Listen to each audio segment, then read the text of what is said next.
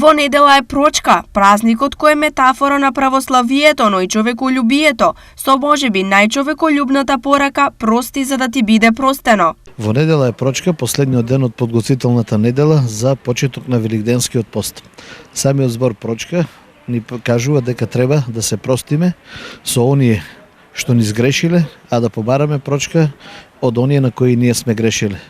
Бидејќи во молитвите читаме нема човек што ќе живее да не сгреши, а во молитвата Очи наш пак велиме бараме од Бога да ни ги прости долговите наши како што ние ги проштеваме нашите должници.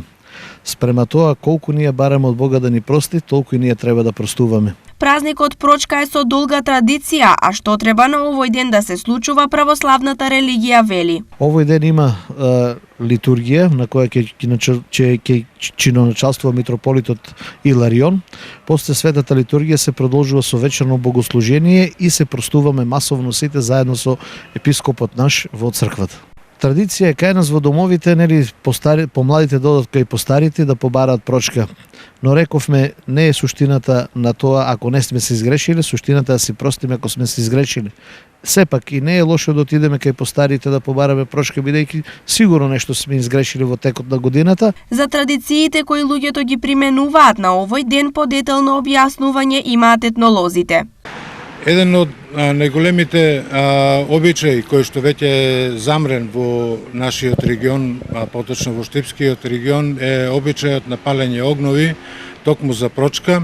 На самиот ден на прочка се одвивала обичајот големата ората копа. Тоа значи дека се палеле огнови, тие огнови се прескокнувале од страна на најмногу младите луѓе, при што се надевале дека со тоа ќе ги исфрлат не само оние паразити, вошки, болови и слични работи од своето тело, туку дека ќе ги истерат и злите духови. Ден по прочка е чист понеделник, кога започнуваат и великденските пости.